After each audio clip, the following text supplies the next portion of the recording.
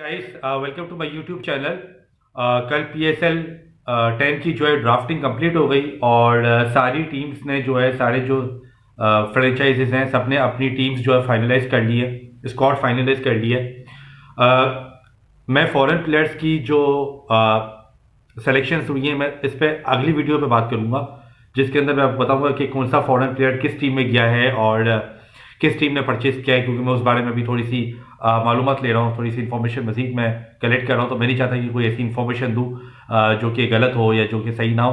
तो बेहतर ये कि पहले मैं अपनी साइड से पहले चीज़ें क्लियर कर लूँ और देन मैं जो है आपको फॉरेन प्लेयर्स के बारे में बताऊँ। लेकिन मैं इस वीडियो के दो चीज़ों के बारे में बात करना चाहूँगा जो कि थोड़ी सी कंट्रोवर्शियल थी, तो मैंने वाले डिस्कस कर लूँ।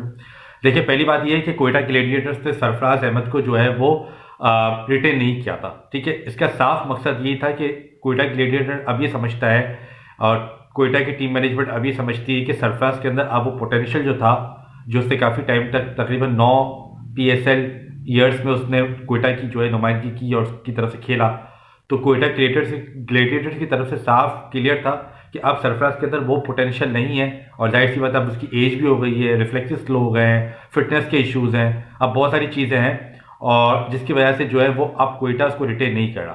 तो इसका मतलब यही था कि अब वो PSL के अंदर ड्राफ्टिंग में जाएगा तो कोई भी फ्रेंचाइज लेगी नहीं, बिकॉज हर कोई यंग ब्लड चाहता है, हर कोई चाहता है कि ऐसे प्लेयर्स लें जो कि परफॉर्मर्स भी हों और साथ में फिट भी हों। बिकॉज जो PSL का जो टूर्नामेंट है वो तकरीबन 4 से 5 हफ्ते चल रहा होता है, तो और उस पर कंसिस्टेंट मैचेस हो रहे होते हैं, दिन के 2 मैचेस हो रहे होते हैं, कभी कभार दिन के 3 मैचेस भी होते हैं, एक मैच तो होता ही होता है। तो आपको कंसिस्टेंटली हर मैच खेलना पड़ता है, एक एक 2 दिन बाद आपका मैच हो रहे होते हैं, तो फिटनेस ज़रूरी है। तो लास्ट टाइम में हमने देखा था कि कुछ मैचेस में सरफराज नहीं खेल पाए थे और सिर्फ 4 मैचेस पे खेले थे, जिसमें अराउंड उसने 22 रन बनाए थे, जो कि बहुत कम है। तो इस पर क्लियर था कि कोयटा ग्लैडिएटर ने नहीं रखा है, मतलब ये कि अब वो कोई भी टीम सेलेक्ट नहीं करेगी, बिकॉज जो करने वाली थी वो कोयटा ही थी और कोयटा ने जो है नहीं किया। तो इसके बाद अब बातें ये हो रही हैं कि सरफराज अहमद जो है वो अब PSL में ड्राफ्ट में नहीं आ सके, मतलब अब वो PSL का पार्ट नहीं होंगे। देखिए, हर प्लेयर का एक टाइम जब अच्छा फेज होता है तो उसके बाद एक डिक्लाइनिंग फेज भी आता है। उसमें प्लेयर को पता होता है कि उसका कम टाइम है कि क्रिकेट को छोड़ दे। अब वो मेंटोरिंग भी कर रहा है, वो चैंपियंस कप में मेंटोरिंग कर रहा है, फिर वो अब PSL में एज अ प्लेयर खेल रहा है, मतलब समझ में नहीं आ रही, खिचड़ी पकड़ी है। तो जब आप एक मेंटोर के लेवल पे चले गए हो, आप एक कोचिंग के लेवल पे चले गए हो, तो अब आप एज अ प्लेयर खेलना, मुझे नहीं लगता कि आप दूसरे जो यंगस्टर्स हैं उनके साथ भी ज्यादती कर रहे हो। आपने अपनी पीक क्रिकेट खेल ली है, पता नहीं कब से आप क्रिकेट खेल रहे हो।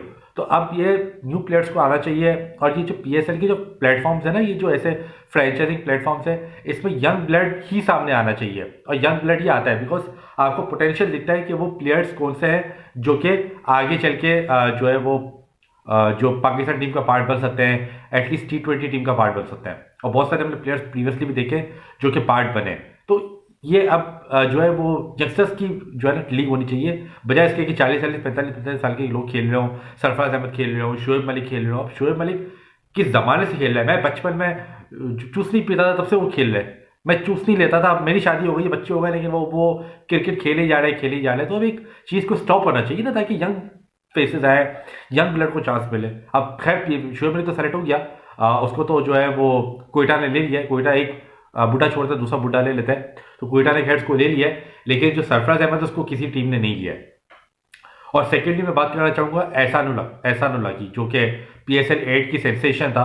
तो उसके बारे में बात ये करना चाहूँगा कि उसको भी किसी टीम में सेलेक्ट नहीं किया है। उसका सिर्फ एक रीज़न है, वो भी पॉडकास्ट के अंदर आके बहुत सारी बातें कर रहा है, लेकिन सिर्फ उसका एक ही रीज़न है और वो रीज़न ये है कि उसकी फिटनेस। अभी वो इंजरी से आया है, कोई भी जो है फ्रेंचाइज उस पर पैसा लगाना नहीं चाहेगा, वो यही चाहेंगे कि पहले वो फिट हो जाए 100%, पता हो कि पूरा टूर्नामेंट खेल रहा है और इसके बाद हम उसको लें। क्योंकि अगर आप उसको लेते हो और अगर 1-2 मैचेस के बाद इंजर्ड हो जाता है तो फ़ायदा नहीं है। तो वो जो ओनर्स हैं फ्रेंचाइजीज के, वो वही प्लेयर को चाहते हैं कि जो पूरा टूर्नामेंट खेले, अच्छी फिटनेस के साथ खेले, अच्छी परफॉर्मेंस दे, अच्छी पेस हो, अगर बॉलर है तो, फास्ट बॉलर है तो ये सारी चीज़ें देखी जाती है। तो अभी उल्टी सीधी बातें करना बेकार है। अभी वो मैं इसकी कल सुन रहा था, बातें अजीब सी बातें कर रहा था। तो एटलीस्ट थोड़ा सा मीडिया टॉक सही करो, अपनी परफॉर्मेंस पे काम करो और नेक्स्ट ईयर अच्छी परफॉर्मेंस के साथ कमबैक करना PSL में भी और पाकिस्तान टीम में भी। तो ये 2 बातें करनी थी मुझे कि ये 2 प्लेयर्स, मेन प्लेयर्स, और भी बहुत सारे प्लेयर्स हैं, मैं भी इस पर वर्किंग कर रहा हूँ, लेकिन ये जो 2 प्लेयर्स हैं वो उनको रिटेन नहीं किया गया और जो कि साफ क्लियर था, बिकॉज अगर सरफराज को नहीं रखा है मतलब ये है कि अब उसकी क्रिकेट खत्म हो गई ऑलमोस्ट PSL से। और जो है वो एसानुल्लाह की फिटनेस और इंजरी की वजह से इसको नहीं लिया है, कोई गैम्बल नहीं करना चाह रहा। तो ये 2 रीजंस थे। बाकी मैं फॉरेन प्लेयर्स वगैरह के हवाले से और मैं वो प्लेयर्स जो रिटेन नहीं हो सके पीएसएल में, मैं उनके बारे में बात करूंगा अपकमिंग वीडियोस में। Thank you for watching. Hafiz.